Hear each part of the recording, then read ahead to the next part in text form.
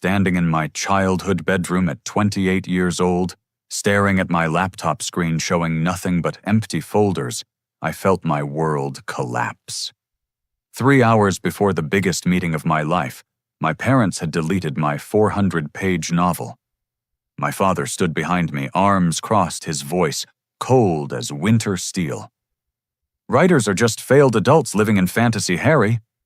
My mother appeared in the doorway, adding the crushing blow that shattered what remained of my heart. "Your sister Jessica sells makeup and makes real money. Maybe it's time you grew up." 4 years of my life had vanished with the click of a button. But they had no idea my manuscript was already submitted and accepted for publication 2 weeks ago. The journey to this devastating moment began 6 years ago when I graduated from the University of Wisconsin with an English degree that my parents called expensive toilet paper.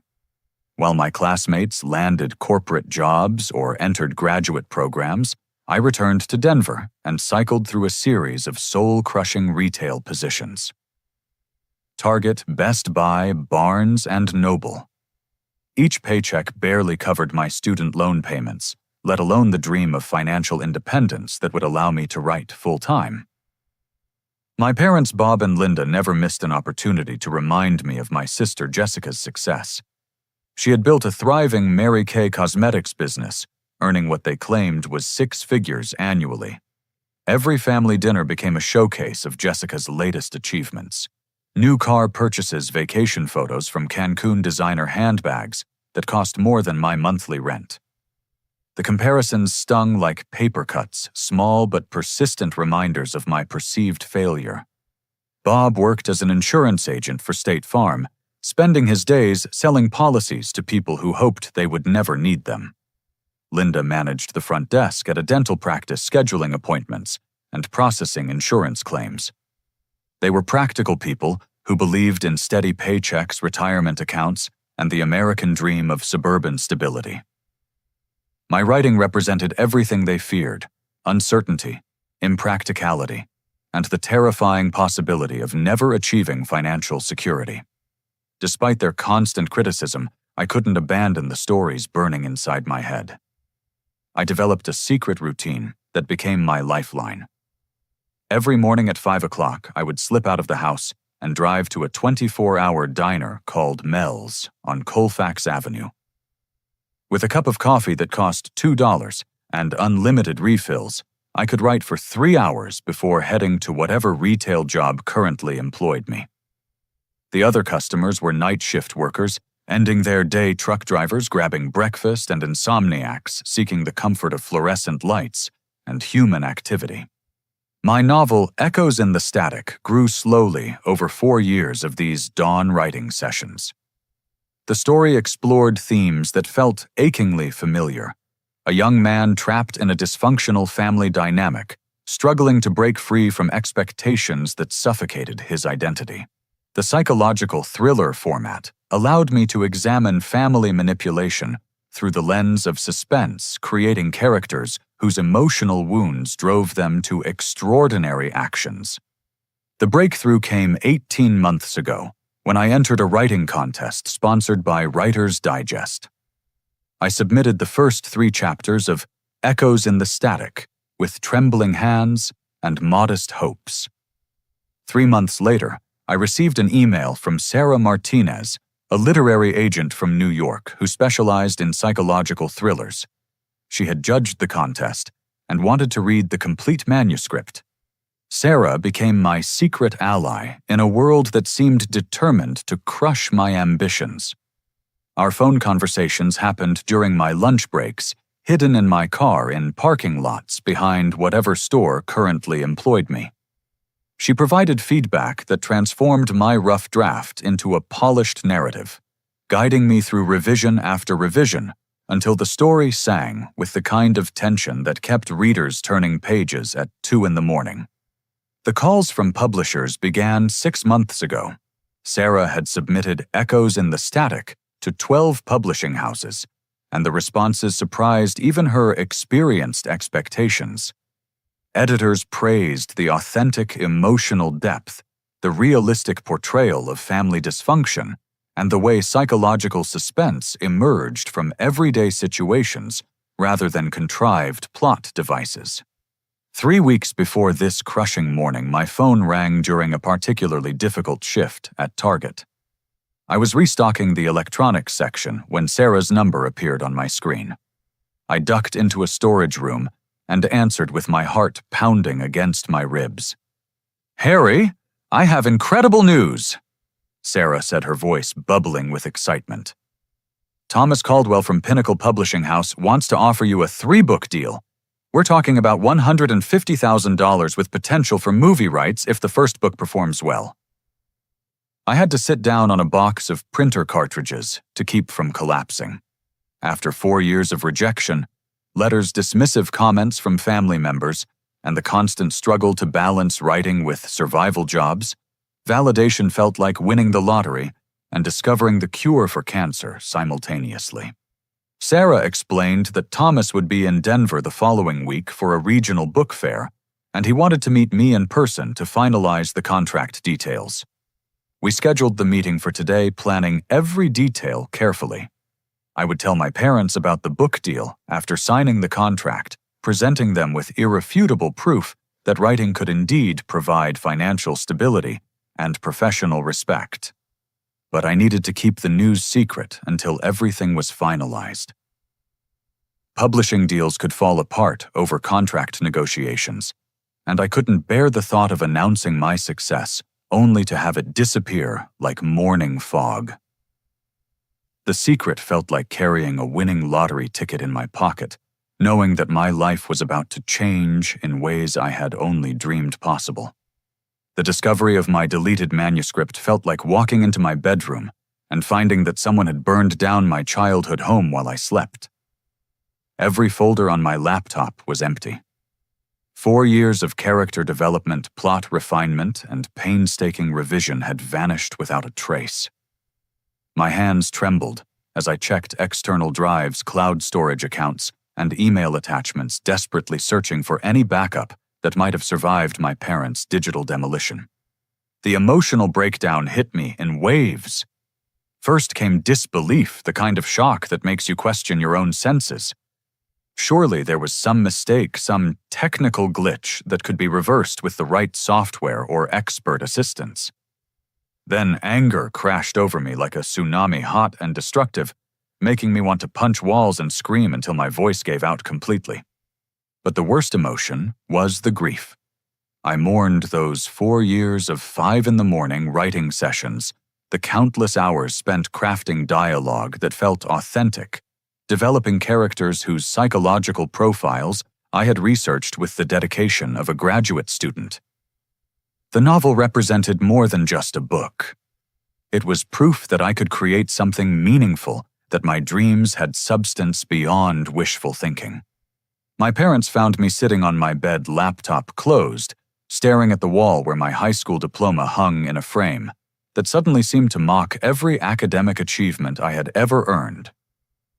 Bob entered first, his posture rigid with righteous conviction. Linda followed, her face set in the expression she wore when delivering bad news to dental patients about expensive procedures their insurance wouldn't cover. "We did what we had to do," Bob said, his voice carrying the tone he used with insurance clients who filed questionable claims. 4 years of this nonsense is enough. You're 28 years old, Harry. When I was your age, I owned a house and had a real career. Linda nodded, wrapping her arms around herself as if the conversation made her physically cold. "We're not trying to be cruel, sweetheart. We love you too much to watch you waste your life chasing something that's never going to happen. Jessica built her business from nothing, and now she's financially independent. She doesn't need us to support her dreams because she chose realistic goals." The comparison to Jessica hit like a physical blow. My sister had always been the golden child, the one who made practical decisions and achieved tangible success. Her Mary Kay business generated income that my parents could understand, products sold, commissions, earned tax returns that proved profitability. My writing generated rejection letters and submission fees, expenses, without measurable returns. You canceled 4 years of work in 10 minutes. I said, my voice barely above a whisper. Do you have any idea what you've done? Bob sat down in the desk chair where I had once completed homework assignments and filled out college applications. We've done you a favor, son. This writing thing was becoming an obsession. You're living in our house working retail jobs that barely pay minimum wage, spending every free moment on something that's never going to support you. How long were we supposed to enable this behavior? Before I could respond, Jessica's car pulled into the driveway. I heard her heels clicking on the front walkway, the sound of someone who had important places to be and professional responsibilities that mattered. She appeared in my bedroom doorway wearing a navy blue business suit and carrying a briefcase that probably cost more than I earned in 2 weeks at Target. What's going on? Jessica asked, reading the tension in the room with the skill of someone accustomed to managing difficult conversations with potential customers. Linda explained the situation with the kind of matter-of-fact tone she used to describe dental procedures. Cavity removal, root canal, novel deletion. Just another necessary intervention to prevent future problems. Jessica's reaction surprised me. Instead of immediately supporting our parents, she looked genuinely confused by the severity of their actions. You deleted his entire book. Couldn't you have just talked to him about finding a more stable job? For a moment, I felt a flicker of hope that someone in my family might actually understand the magnitude of what had been destroyed. But Jessica's next words extinguished that hope, like water on a campfire. I mean, I get why you're worried about him. She continued, setting her briefcase down and smoothing her skirt. I've been carrying the weight of being the only successful child for years. It's exhausting to be the one who made responsible choices, while Harry pursued this writing hobby. Maybe now he'll finally contribute to the family, instead of being a constant source of stress. The revelation that Jessica felt burdened by my failures added another layer of pain to an already overwhelming situation. I had always assumed she was oblivious to the comparisons focused on her own success, without considering how her achievements made me look like a disappointment by contrast. Learning that she actively resented my struggles felt like discovering that my childhood memories had been entirely fabricated. Bob stood up, checking his watch with the impatience of someone who had important business to conduct. Speaking of contributing to the family, I've arranged a job interview for you at my office this afternoon. 2 o'clock sharp. Regional manager position, $45,000 a year, starting salary, full benefits package. This is your chance to prove you can handle adult responsibilities. The timing was devastating in its cruel precision. 2 o'clock was exactly when I was supposed to meet Thomas Caldwell at his hotel to sign the publishing contract that would validate 4 years of work and transform my life completely.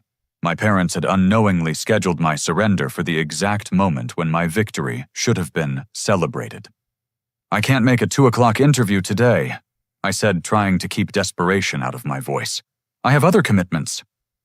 Bob's laugh contained no humor whatsoever. Other commitments? Like what, another writing workshop where they charge you money to tell you that your hobby might someday become profitable? Those days are over, Harry. The fantasy ends now. That's when I discovered the full extent of my parents' sabotage. Bob pulled out his cell phone and showed me the call log, with a satisfied expression that made my stomach turn over. I took the liberty of calling that agent woman who's been filling your head with false hope. Told her you were withdrawing from representation due to a family emergency. She seemed disappointed, but said she understood that family comes first. The room started spinning as the implications became clear.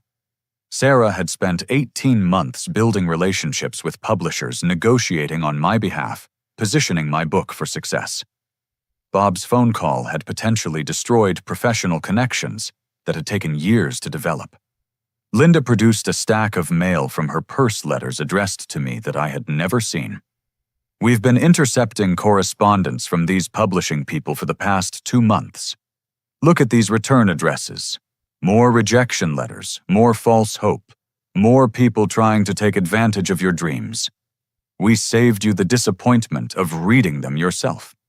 I recognized Sarah's agency letterhead among the unopened envelopes, along with official correspondence from publishing houses that had requested my manuscript.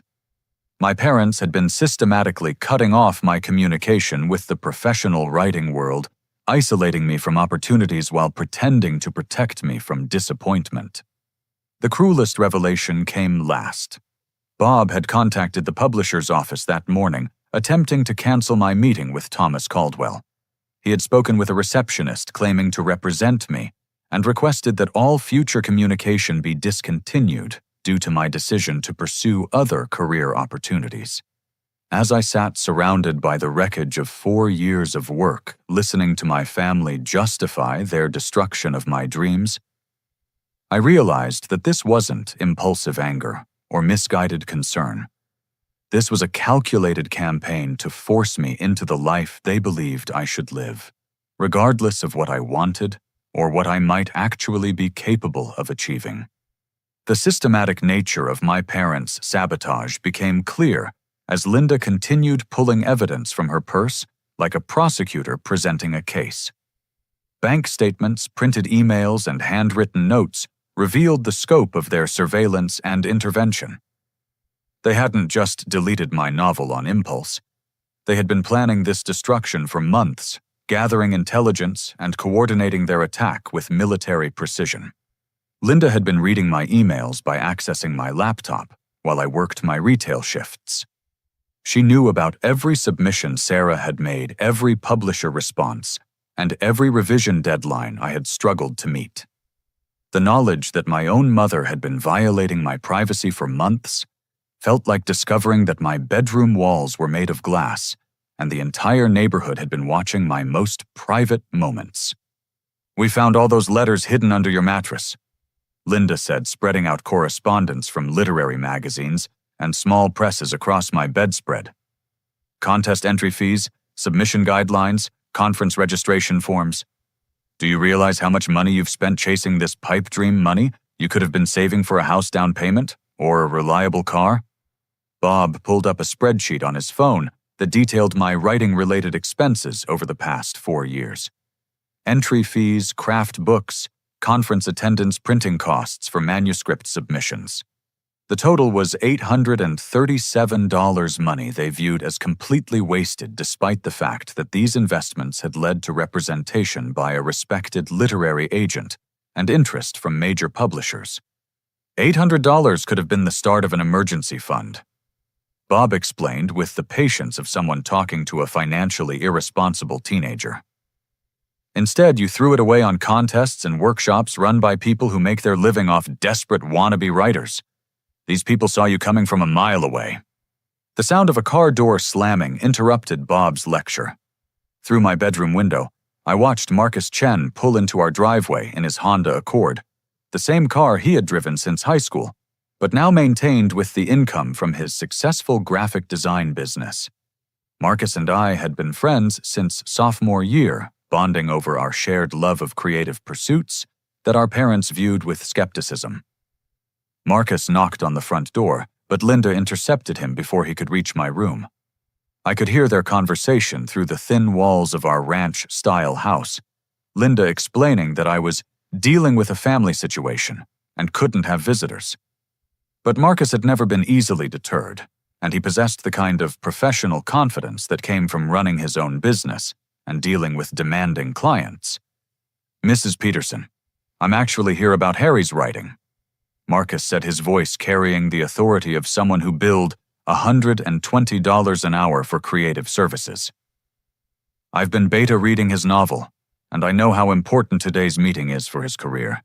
If there's some kind of emergency, maybe I can help." The admission that Marcus knew about my publisher meeting sent Bob into immediate damage control mode. He realized that their carefully planned intervention might not remain a private family matter, and the possibility of outside judgment clearly made him uncomfortable. Bob valued his reputation in the community, and the last thing he wanted was neighbors gossiping about the Peterson family's dysfunction. Marcus entered my bedroom with the kind of calm assessment that had made him successful in client relations. He took in the scene quickly, me sitting on the bed surrounded by scattered papers, my parents hovering like guards, and the general atmosphere of confrontation that filled the small space like smoke. "What happened to your laptop?" Marcus asked, noticing the closed computer and my defeated posture. Before I could respond, Jessica answered with the blunt efficiency she used in business presentations. Mom and Dad deleted Harry's book to snap him out of this writing fantasy. They've arranged a real job interview for him this afternoon, and it's time he started acting like an adult. Marcus's expression shifted from confusion to genuine shock. As someone who had built a career in creative fields, he understood the value of artistic work in ways that my family never could. He also knew the specific details of my publishing opportunity because I had shared the good news with him under strict promises of secrecy. "You deleted 4 years of work," Marcus asked, his voice carefully controlled but edged with disbelief. "Do you understand what you've done? Harry has talent that professional agents recognize. This isn't a hobby anymore." Bob stepped forward, asserting his authority as the homeowner and head of the household. "I don't know what Harry's told you about his little writing project, but we're the ones who see the reality of this situation. He's 28 years old living in our house working retail jobs that don't even provide health insurance. We can't enable this delusion any longer." "It's not a delusion," Marcus said, pulling out his phone. "Harry showed them the contract details." The request revealed a problem I hadn't yet shared with Marcus. The contract information was stored in email folders that no longer existed on a laptop that had been wiped clean of every file related to my writing career. I had been so focused on keeping the publisher meeting secret that I hadn't created backup copies of the essential documents in places my parents couldn't access. "I can't show them anything," I admitted. "Everything's gone." Marcus's face went pale as he understood the implications. "The publisher meeting is in 6 hours. Thomas Caldwell is flying back to New York tomorrow. If you miss this meeting, you lose the deal." Jessica looked between Marcus and me with growing suspicion. "What publisher meeting? What deal, Harry? Have you been lying to us about something?" The question hung in the air like smoke from a house fire. My parents had destroyed my work to prevent me from chasing unrealistic dreams, but they had no idea that those dreams had already come true. The irony was so bitter I could taste it on my tongue. Bob's phone rang before I could decide how to respond. He answered with the professional tone he used for business calls, but his expression quickly shifted to confusion and then anger. When he hung up, he turned to me with suspicion that made my stomach clench with new fear. "That was someone from Pinnacle Publishing House," Bob said slowly. "They're calling to confirm your meeting this afternoon with Thomas Caldwell. They said something about a 3-book deal and contract finalization." The silence that followed felt like standing in the eye of a hurricane, knowing that devastating winds were about to tear everything apart. My secret was out, but not in the triumphant way I had planned. Instead of celebrating my success, I was watching my parents realize that their intervention had potentially destroyed something far more valuable than they had understood. Linda sat down heavily in my desk chair, her face cycling through emotions too complex to name. "A 3-book deal, Harry. Are you telling us that you actually had a real publishing contract?" Before I could answer, Bob's phone rang again. This time he put the call on speaker, and Thomas Caldwell's voice filled my childhood bedroom like an announcement from another world. "This is Thomas Caldwell from Pinnacle Publishing. I'm trying to reach Harry Peterson about our meeting today. I received a call this morning from someone claiming to represent him, saying he wanted to cancel our contract discussions. However, his agent Sarah Martinez assured me that no such decision had been made. I'm hoping we can clear up this confusion because I'm very excited about his work." Bob stared at his phone as if it had spontaneously become a poisonous snake.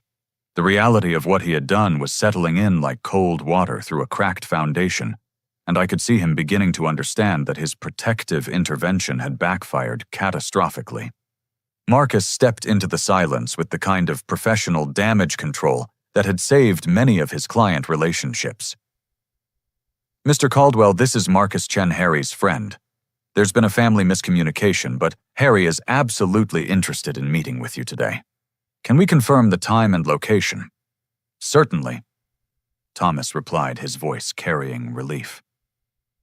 4 o'clock at the Marriott Downtown Conference Room B. I have the contracts ready for signature pending final discussion of a few minor details. Sarah speaks very highly of Harry's work, and I'm looking forward to bringing his novel to our readers. After Marcus ended the call, my bedroom felt like the aftermath of a tornado. Everyone stared at everyone else, trying to process the revelation that their reality had been turned completely upside down. I hadn't been chasing impossible dreams. I had been on the verge of achieving exactly the kind of success they claimed was fantasy. But the celebration would have to wait. Bob's interference with Sarah and the publisher had created professional complications that needed immediate attention. My parents had potentially damaged relationships that had taken years to build, and I wasn't sure if the harm could be completely undone. The worst part was realizing how close I had come to losing everything. If Thomas hadn't decided to call directly, if Sarah hadn't vouched for me, if Marcus hadn't arrived when he did, my parents' sabotage might have succeeded completely. The 3-book deal worth $150,000 could have vanished because of a family intervention designed to force me into selling insurance policies. The revelation that a real publishing deal existed sent my parents into a spiral of damage control that felt worse than their original sabotage. Instead of apologizing for deleting my manuscript, they began questioning the legitimacy of the offer, suggesting that publishers frequently took advantage of naive writers through elaborate scams designed to extract money from desperate hopefuls. These things are never what they seem. Bob insisted, his voice taking on the lecturing tone he used with insurance clients who didn't understand policy details. Publishers don't just call random people and offer huge contracts. There are always hidden fees, editing costs, marketing expenses that come out of your pocket. I've seen this kind of fraud before. Linda nodded enthusiastically, grasping onto any explanation that would justify their actions and protect them from admitting a catastrophic mistake. Remember your cousin David? He paid $2,000 to some company that promised to publish his cookbook, and all he got was a box of poorly printed books that he couldn't sell to anyone. The comparison was insulting on multiple levels. David's vanity publishing experience had nothing in common with my situation, but my parents needed to believe that all publishing opportunities were fraudulent, rather than accept that they had destroyed something genuinely valuable. Their denial was a defense mechanism protecting their self-image as wise parents who saved their son from making a terrible mistake. Marcus tried to explain the difference between legitimate publishing houses and vanity presses, but my parents weren't interested in education that contradicted their preferred narrative. They had committed to the story that I was being manipulated by sophisticated scammers, and no amount of evidence would shake their certainty. The scope of their interference became clear as Linda produced a folder filled with intercepted mail spanning the past 8 weeks. Letters from Sarah's agency correspondents from publishers, and even a check for $2,000 from a literary magazine that had accepted one of my short stories.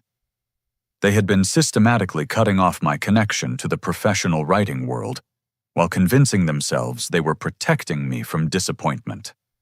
"This check is probably fake," Bob said, examining the magazine payment with suspicious eyes. "These scam operations send fake checks to build credibility, then ask for money back claiming it was an accounting error. Classic fraud technique." Marcus examined the check and confirmed that it was legitimate, issued by a magazine with a 40-year publishing history. But Bob dismissed his assessment, claiming that Marcus was too young and inexperienced to recognize sophisticated fraud operations.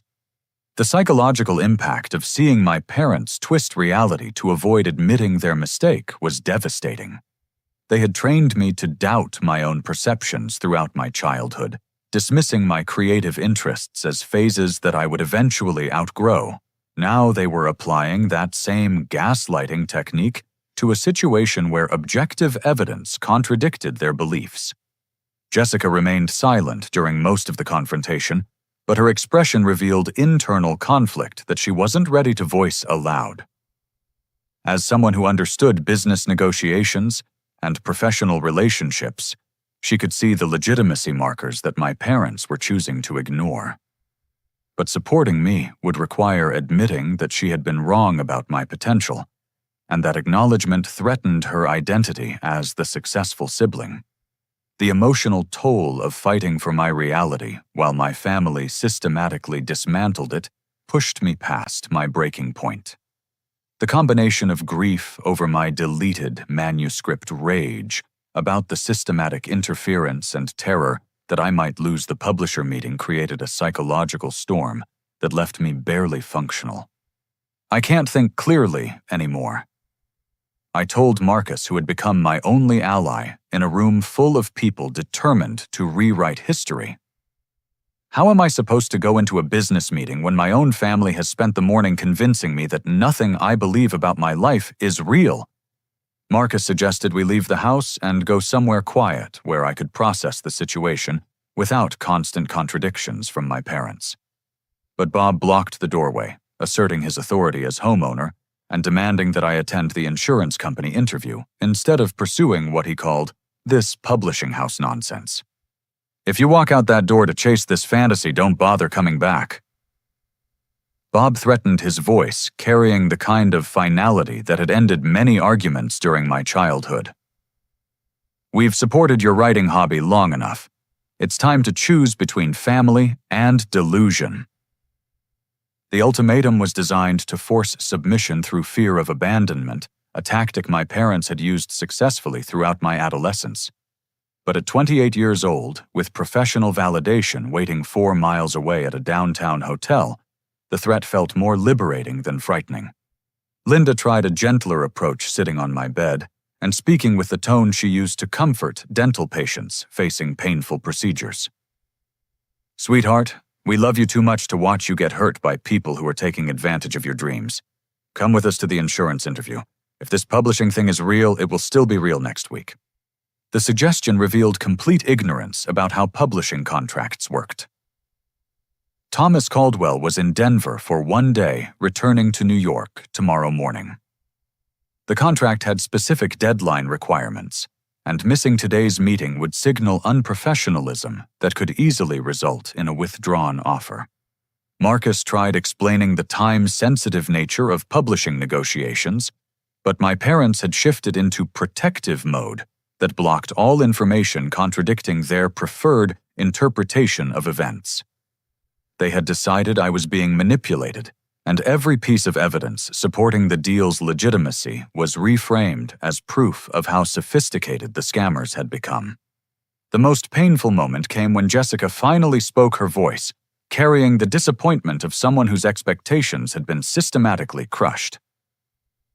Harry, I've been telling people that my brother is finally growing up and getting serious about his career.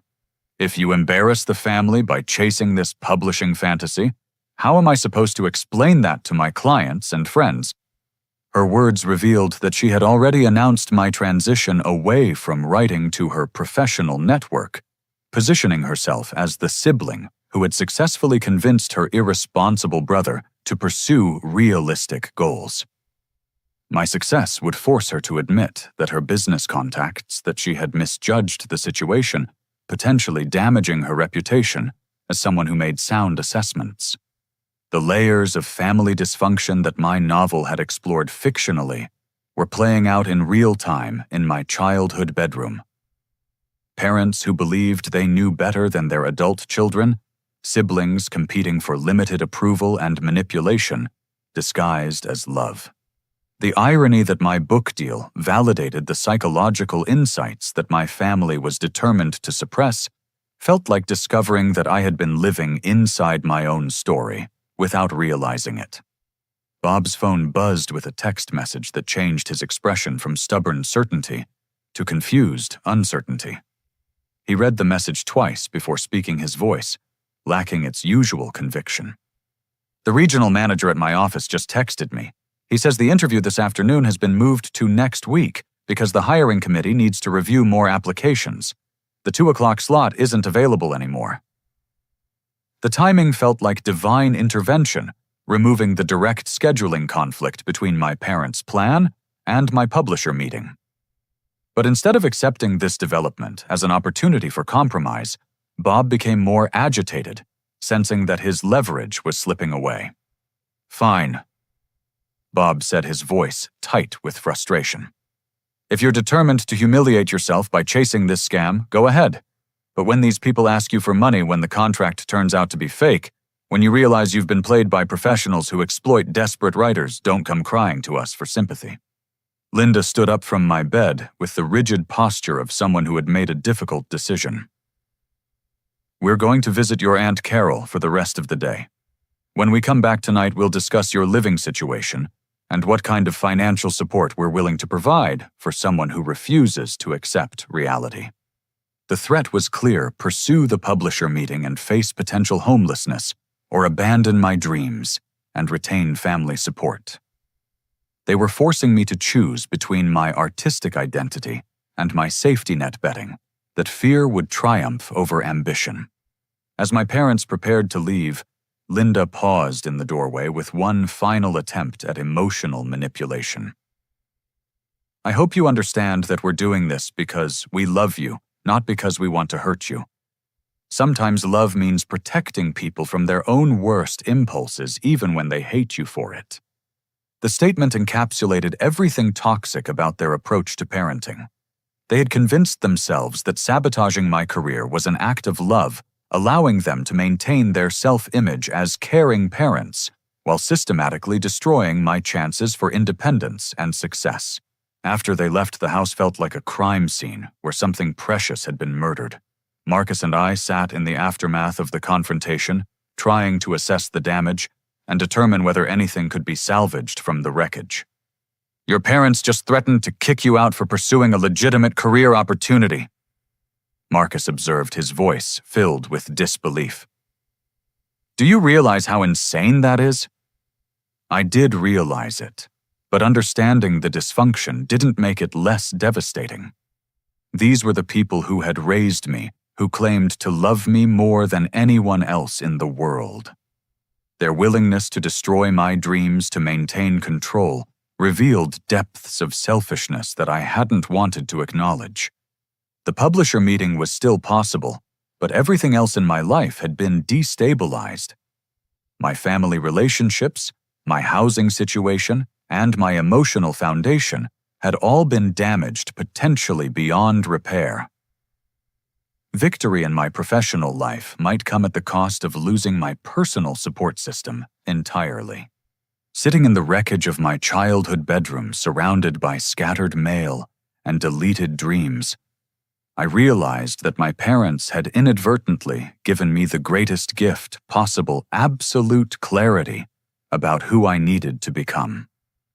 Their ultimatum had stripped away every safety net, every excuse, and every reason to compromise my authentic self for their approval.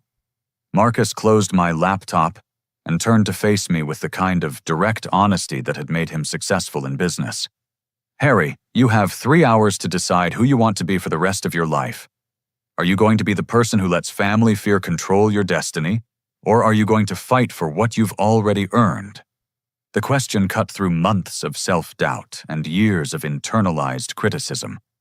I had spent so much energy trying to prove my worth to people who had already decided I was failure that I had forgotten to believe in my own achievements. A respected literary agent had chosen to represent me. A major publishing house wanted to offer me a 3-book contract. These weren't opinions or family assessments. They were objective professional validations of my work. "I'm going to that meeting." I said the words carrying more conviction than I had felt about anything in years. "Even if it costs me my family, even if I have to start over with nothing, I'm going to sign that contract." Marcus smiled with the satisfaction of someone whose faith in a friend had been vindicated. "Good. Now let's figure out how to make sure you're prepared for the most important business meeting of your life." The first challenge was recovering from the emotional devastation of the morning's confrontation. I needed to transform from a beaten-down son into a confident author, within 3 hours presenting myself as someone worthy of a significant publishing investment. Marcus suggested we leave the house entirely, creating physical distance from the scene of sabotage. We drove to a coffee shop in downtown Denver, that catered to business professionals and freelance workers. The environment was sophisticated enough to help me shift into a professional mindset, but casual enough that I wouldn't feel overdressed in the suit my parents had bought for the insurance interview. Marcus ordered us both large coffees and found a quiet corner table where we could plan my presentation strategy. Thomas Caldwell is flying back to New York tomorrow, which means he's genuinely interested in closing this deal today. Publishers don't waste time on authors they don't believe in. The reminder helped restore my confidence in the legitimacy of the opportunity. My parents' insistence that the contract was fraudulent had planted seeds of doubt, but Marcus's perspective as someone who regularly negotiated business deals provided reassurance that I was dealing with standard professional practices. What if Bob's phone call damaged my relationship with Sarah or the publisher? I asked, voicing the fear that had been gnawing at me since discovering the extent of my parents' interference. Marcus pulled out his phone and handed it to me. Call Sarah right now. Explain what happened. Apologize for the confusion and confirm that you're still completely committed to the deal. Professional relationships can survive miscommunications if you handle them honestly. Calling Sarah felt like stepping off a cliff, not knowing whether I would land safely or crash into the rocks below. But Marcus was right, that honesty was my only option. I dialed her number and waited through 3 rings that felt like hours. Harry. Sarah's voice carried relief and concern in equal measures. I got the strangest call this morning from someone claiming to represent you. He said you were withdrawing from representation due to a family emergency. I tried calling you back, but the number went straight to voicemail. I explained the situation as concisely as possible, outlining my parents' sabotage without dwelling on the emotional trauma.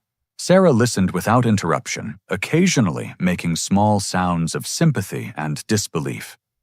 Family dynamics can be complicated when creative careers are involved, Sarah said after I finished my explanation. I've seen parents who think they're protecting their children by discouraging artistic pursuits. The important thing is that you're still committed to your writing career and today's meeting. Her understanding and support felt like oxygen after nearly drowning. I'm absolutely committed. More than ever, actually. This morning showed me exactly why I need to build a career that doesn't depend on my family's approval. That's the attitude that will make you successful, Sarah said. Thomas is expecting you at 4 o'clock, and he's excited about your work. He specifically mentioned the authenticity of the family dynamics in your novel, which is ironic given what you're dealing with today. After ending the call with Sarah, I felt like a different person. The professional validation reminded me that my worth wasn't determined by my parents' assessment. I had skills that the market valued, talents that experts recognized, and opportunities that most writers would envy. Marcus helped me prepare for potential questions about my background, my other writing projects, and my career goals.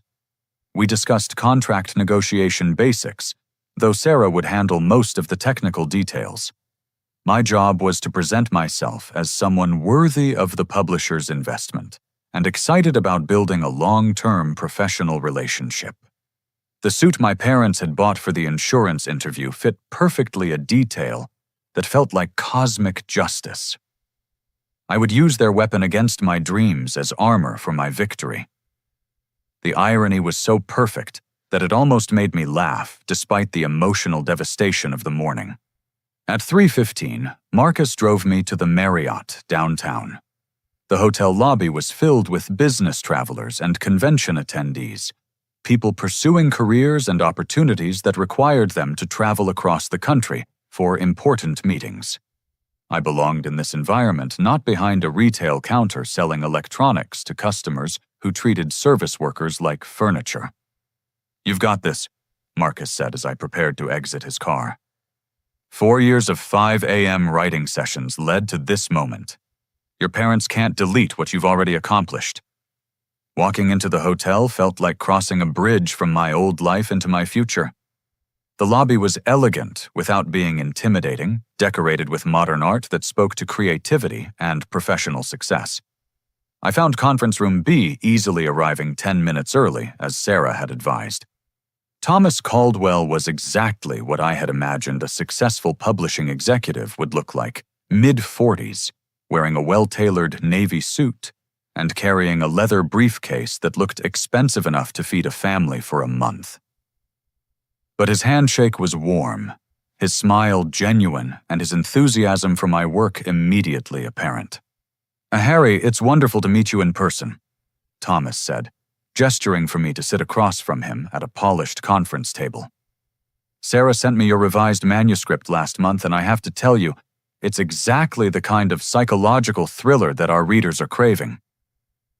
He opened his briefcase and produced a contract that looked more substantial than any document I had ever been asked to sign. The Pinnacle Publishing House letterhead was embossed, the pages were printed on heavy stock paper, and every detail communicated the seriousness of the opportunity. "I understand there was some confusion about your availability this morning." Thomas continued his tone carefully neutral. "I'm glad we could clear that up because I'm very excited about this partnership." I decided that complete honesty was my best strategy. My family is still adjusting to the idea that writing can be a legitimate career. This morning was difficult, but it clarified my priorities completely. I'm absolutely committed to this opportunity and to building a long-term relationship with Pinnacle. Thomas nodded with understanding that suggested he had encountered similar family dynamics before. Publishing attracts people who are willing to work hard for uncertain rewards, and that commitment isn't always understood by people outside the industry. What matters is that you're here now, ready to move forward with your career.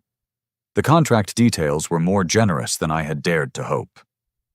3 books over 5 years advance payments totaling $150,000 and royalty rates that would provide substantial income if the books sold well.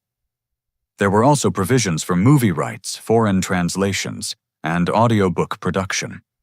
This is life-changing, I said, trying to keep my voice steady as I reviewed the terms. "I can't thank you enough for believing in my work." Thomas smiled with the satisfaction of someone who enjoyed discovering new talent. "I've been in this business for 15 years, and I know authentic voices when I encounter them. Your novel captures family dysfunction with psychological insight that most authors spend decades developing. We're not just investing in one book, we're investing in your potential for a significant literary career." Signing the contract felt like claiming my identity as a professional writer, rather than someone who merely hoped to become one someday.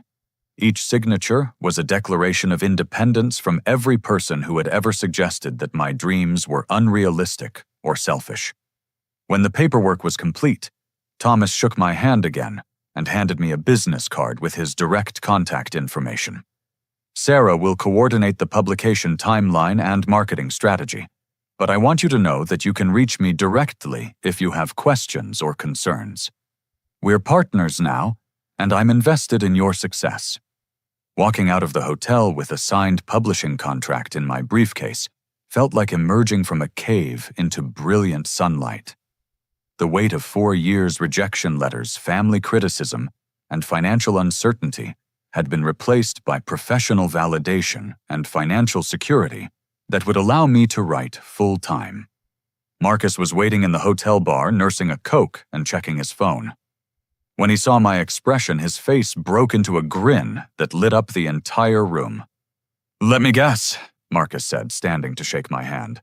"You're now officially a published author. 3 book deal advance payments, movie rights, the whole package." I confirmed, still barely believing the words were true. "I'm actually going to make a living as a writer." Marcus insisted on buying dinner to celebrate. But first we had to address the elephant in the room, my parents' ultimatum and my uncertain housing situation. The contract provided financial security, but it would take weeks for the first advance payment to arrive, and I needed somewhere to live in the meantime. "You can stay at my place until you find an apartment," Marcus offered without hesitation. "I've got a spare room, and honestly, it'll be fun having a real author as a roommate." The offer solved my immediate practical problem and provided emotional support during what was likely to be a difficult transition period. My family relationships were damaged, possibly beyond repair, but my future was secure in ways that I had barely dared to imagine. Returning to my parents' house with a signed publishing contract felt like entering a battlefield where I now possessed superior weapons. The psychological dynamic had shifted completely. I was no longer a failed adult child seeking approval, but a professional author with legitimate career prospects and financial independence within reach. Marcus insisted on accompanying me, recognizing that my parents might attempt further sabotage or emotional manipulation if I faced them alone. His presence provided witness protection against gaslighting and moral support during what was certain to be a difficult confrontation. Bob and Linda's car was parked in the driveway when we arrived, indicating that their visit to Aunt Carol had ended earlier than announced. Through the living room window, I could see them sitting on the couch with Jessica, their heads bent together in intense conversation that probably involved strategies for handling my rebellion against their authority. I knocked on the front door despite having lived in the house for 2 years, a symbolic gesture acknowledging that my relationship with my parents had fundamentally changed. Linda answered with the cautious expression she wore when dealing with potentially difficult dental patients. "Harry, sweetheart, we need to talk," Linda said, her voice carrying forced calm that couldn't hide underlying tension. "Please come sit down so we can discuss this situation rationally." Marcus and I entered the living room where my family had assembled like a tribunal, preparing to deliver judgment. Bob sat in his recliner with arms crossed. Jessica occupied one end of the couch with her business materials spread across the coffee table, and Linda gestured for me to sit in the chair opposite them. "We've been talking about this publishing business." Bob began, his tone suggesting that he had prepared talking points during my absence. "We did some research online, and we're more convinced than ever that you're being targeted by sophisticated scammers." Linda nodded enthusiastically, producing printed pages from various websites that warned about publishing fraud. "Look at these articles about vanity presses and fake agents who take advantage of amateur writers. The patterns match exactly what you're describing." Their research was impressively thorough but completely misdirected. They had found legitimate warnings about publishing scams and applied them to my situation with Pinnacle Publishing House, a respected company with decades of industry credibility. Their determination to prove fraud revealed desperation to avoid admitting their catastrophic mistake. Jessica looked uncomfortable with her parents' conspiracy theories, but seemed committed to supporting their position. "Harry, I called my friend Rachel, who works in marketing. She says that legitimate publishers never cold call unknown writers with massive contracts. The whole thing sounds too good to be true." The misunderstanding revealed how little my family understood about publishing industry practices. Sarah hadn't cold called me. I had submitted my work to a contest that she judged. The contract wasn't unsolicited. It was the result of 18 months of professional relationship building and manuscript development. "I have something to show you," I said, pulling the signed contract from my briefcase. "This is the 3-book deal with Pinnacle Publishing House. It's real, it's legitimate, and it's already signed." The sight of official legal documents printed on corporate letterhead created immediate silence in the room. Bob took the contract and examined it with the careful attention he applied to insurance policies, looking for loopholes or suspicious language that would support his fraud theory. "This could still be fake," Bob insisted, though his voice lacked its previous conviction. "Anyone can print official-looking documents. The real test is whether they actually send money or just ask for fees up front." Marcus stepped forward with his phone, pulling up Pinnacle Publishing House's website and showing my family the company's roster of successful authors, recent bestsellers, and industry awards. The evidence of legitimacy was overwhelming, but my parents continued grasping for alternative explanations that would validate their sabotage. Even if this company is real, the contract could still be fraudulent. Linda suggested, her desperation becoming more apparent. "Identity theft is very sophisticated these days. Someone could be impersonating this publisher to steal your personal information." The suggestion was so far-fetched that Jessica finally spoke up with the kind of practical assessment that had made her successful in business. "Mom, this is getting ridiculous. Harry has a real contract with a real publisher. We need to accept that we might have been wrong about his writing career." Bob turned on Jessica with surprising anger, apparently viewing her rational assessment as betrayal of family solidarity. "Don't tell me you're falling for this nonsense too. We're trying to protect your brother from making a life-destroying mistake, and you're undermining our efforts." "I'm not undermining anything," Jessica replied, her voice taking on the firm tone she used with difficult customers. "I'm pointing out that our assumptions about Harry's writing might have been incorrect.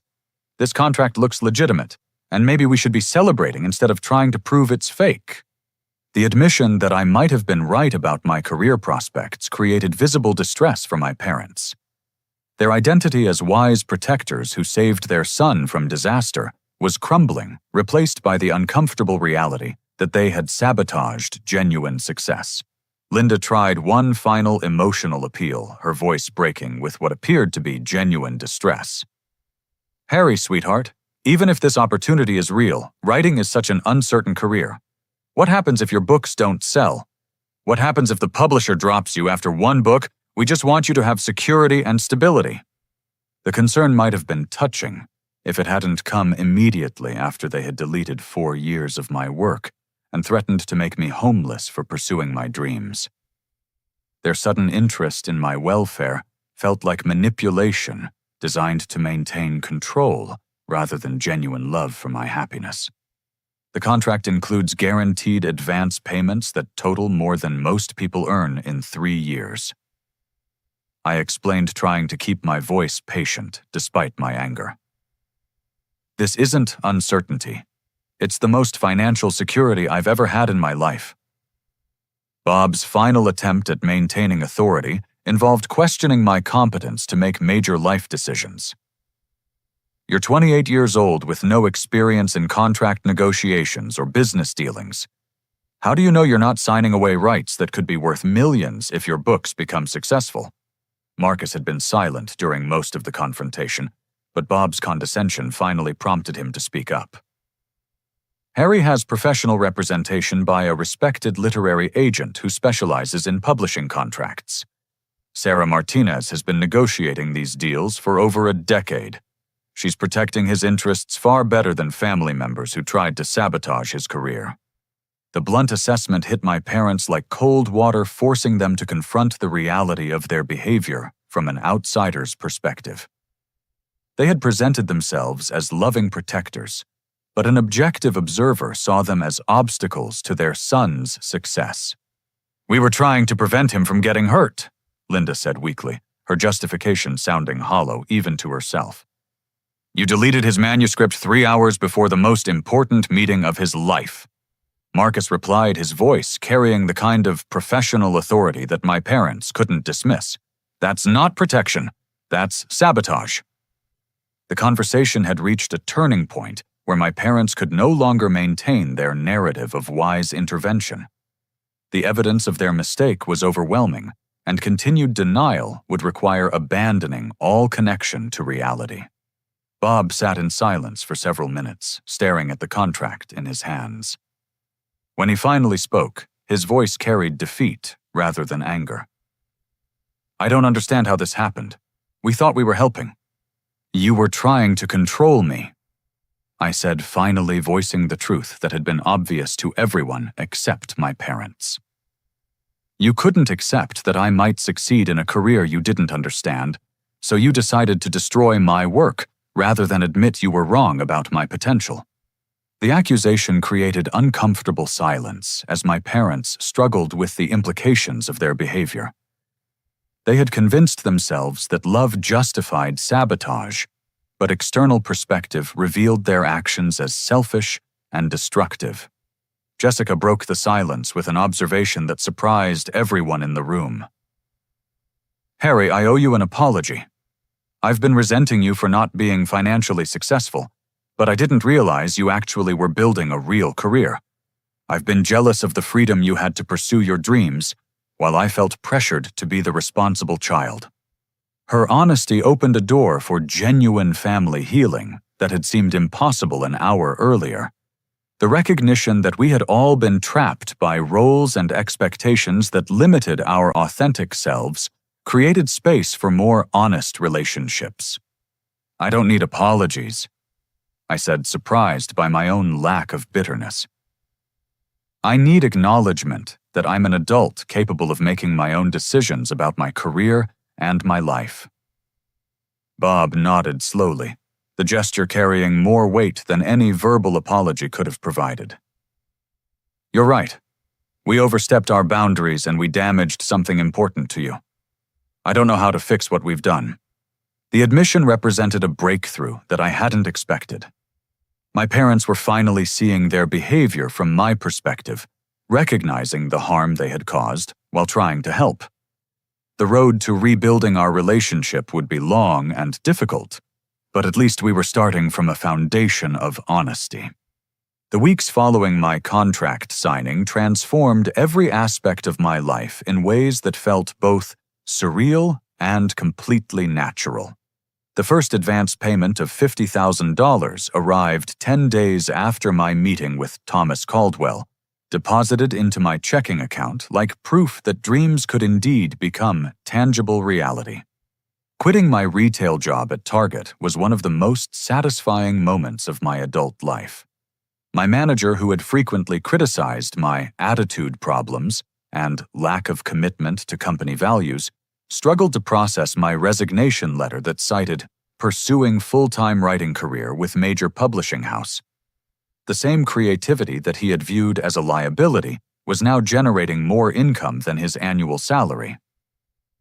Finding an apartment took 2 weeks of searching through Denver's competitive rental market, but I finally secured a one-bedroom unit in Capitol Hill that felt like a palace compared to my childhood bedroom. The space included a dedicated office where I could write without interruption, symbolic of my transition from secret morning sessions to professional daily practice. My relationship with my parents required careful reconstruction that began with Bob returning my savings account money with interest and a written apology for accessing my funds without permission. Linda volunteered to help me furnish my new apartment, her way of acknowledging that my independence was permanent rather than a temporary rebellion. She could wait out.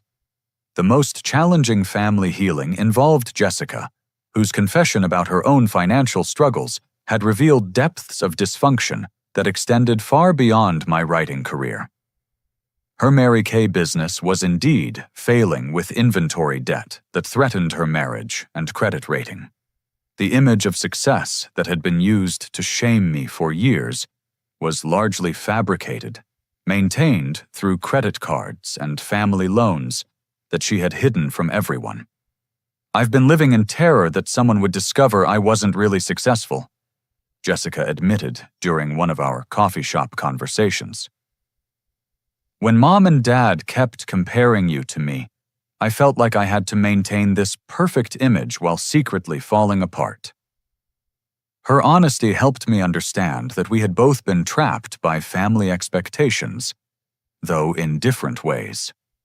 She had been pressured to be the responsible success story, while I had been dismissed as the irresponsible failure. Neither role allowed us to be authentic or supportive of each other's real struggles and achievements. I used part of my advance payment to help Jessica restructure her business debt, not as charity, but as investment in genuine family healing. We worked together to develop a realistic financial plan that acknowledged her actual situation rather than the fantasy she had been maintaining. The experience of collaborative problem-solving created a sibling relationship based on mutual support rather than competition. Bob's journey toward accepting my career took longer than Linda's partially, because his own failed musical ambitions made my success a painful reminder of what he had never achieved. He had played guitar in local bands during his 20s, harboring dreams of recording contracts that never materialized. Watching me succeed in creative fields forced him to confront his own abandoned dreams and the bitterness that had shaped his parenting approach. I think I've been jealous of your courage to keep pursuing something I gave up on," Bob admitted during one of our gradually improving conversations. "When you kept writing despite all the criticism, it reminded me that I had chosen safety over passion, and that made me angry in ways I didn't understand." His emotional honesty created space for genuine forgiveness that I hadn't thought possible during the darkest moments of our conflict. Understanding his perspective didn't excuse his sabotage, but it explained the psychological dynamics that had driven his destructive behavior. The publication timeline moved faster than I had expected. Thomas Caldwell's team at Pinnacle Publishing House prioritized Echoes in the Static for spring release with marketing support that included author interviews, book tour opportunities, and promotional materials that made my name look important in bold print. Sarah Martinez proved invaluable during the transition from unknown writer to published author. She negotiated subsidiary rights deals, managed media requests, and provided guidance on building a sustainable writing career that could support long-term financial stability. Her 15 years of industry experience protected me from rookie mistakes that could have damaged my reputation or earning potential. The most surreal moment came when I received advance copies of my novel from the publisher. Holding my own book with my name on the cover and my words printed on professional quality paper felt like touching proof that impossible things could become real through persistence and refusal to accept other people's limitations. Pre-orders exceeded Pinnacle's expectations, generating industry attention that translated into additional promotional opportunities. Echoes in the Static received starred reviews from Publishers Weekly and Library Journal, with critics praising the authentic portrayal of family dysfunction and the psychological depth of the narrative structure. The book's success validated not just my individual efforts, but also the broader principle that creativity could generate legitimate financial returns when supported by professional expertise and persistent effort. My parents' fear that writing was inherently unprofitable had been proven wrong in the most concrete way possible. Marcus became my first official beta reader for the second book, providing feedback that improved the manuscript while maintaining the psychological authenticity that had made the first novel successful. Our friendship deepened through shared creative collaboration, and his graphic design business provided promotional materials that enhanced my author platform. 6 months after the contract signing, my family relationships had stabilized into a new normal that felt healthier than anything we had experienced during my childhood. Sunday dinners resumed, but with ground rules that respected my professional commitments and personal boundaries. My parents learned to discuss my career with pride rather than skepticism, and Jessica and I developed genuine mutual support rather than competitive comparison. The financial security provided by the publishing contract allowed me to help my parents in ways that felt generous rather than obligated. When Bob's car needed major repairs, I was able to contribute without the power dynamics that had complicated family financial relationships in the past. Linda's dental practice benefited from my connections in the local creative community, bringing new patients who valued artistic pursuits. The most meaningful validation came when other aspiring writers began reaching out for advice and encouragement. My story of family sabotage, followed by professional success, resonated with people who had experienced similar conflicts between creative dreams and family expectations. I started mentoring writers through online workshops and local literary organizations, creating the kind of support system I had wished for during my own struggles. Echoes in the Static spent 12 weeks on regional bestseller lists and generated enough sales to trigger bonus payments beyond the original advance. Thomas Caldwell expressed enthusiasm for the second book, which was already taking shape as an exploration of workplace dysfunction with the same psychological depth that had made the first novel successful. The movie rights generated interest from 3 production companies, leading to an option deal that provided additional income, and the surreal possibility that my characters might someday be portrayed by professional actors on screen. Sarah negotiated terms that protected my creative input while maximizing financial returns from any adaptation. Looking back on the morning when my parents deleted my manuscript, I realized that their sabotage had inadvertently strengthened my commitment to writing by forcing me to choose between their approval and my authentic self. The crisis had clarified my priorities in ways that gradual encouragement might not have achieved. The deeper life lesson involved understanding that family love sometimes becomes control when parents fear their children's choices will lead to pain or failure. My parents' destructive behavior emerged from genuine concern, mixed with their own unresolved disappointments and fears about financial security. Healing required acknowledging their motivations while maintaining firm boundaries about my autonomy as an adult. The experience taught me that professional success could coexist with family relationships, but only when those relationships were based on mutual respect rather than hierarchical control. My parents had to learn to trust my judgment about my own life, while I had to learn to forgive their mistakes without allowing past hurt to poison future interactions. The transformation from struggling retail worker to published author happened gradually, then suddenly, like sunrise creeping across a landscape, before exploding into full daylight. The 4 years of 5 a.m. writing sessions had prepared me for success, but I hadn't been prepared for the way achievement would change, not just my bank account, but my entire sense of identity and possibility. As I write this conclusion, sitting in my home office with advance copies of my second book stacked on my desk and contracts for the third book under review, I'm reminded that the most important victory wasn't financial or professional recognition. The real triumph was claiming my right to pursue dreams that other people didn't understand, maintaining hope when external circumstances suggested my efforts were futile, and refusing to accept other people's limitations as my own destiny. The publishing contract validated 4 years of work, but more importantly, it validated the principle that persistence and authentic effort could overcome family dysfunction, financial pressure, and social expectations that discouraged creative risk-taking. My parents' attempt to force me into conventional success had backfired completely, resulting in exactly the kind of achievement they claimed was impossible. The story doesn't end with the book deal, of course. Writing careers require ongoing effort, creative growth, and adaptation to changing market conditions. But the foundation is solid, now built on professional relationships, proven sales performance, and the kind of financial stability that allows me to focus on craft rather than survival. I often wonder what would have happened if my parents hadn't deleted my manuscript that morning. Would I have been as prepared for the publisher meeting? Would I have felt as committed to my independence? Would the success have felt as meaningful without the contrast of family opposition?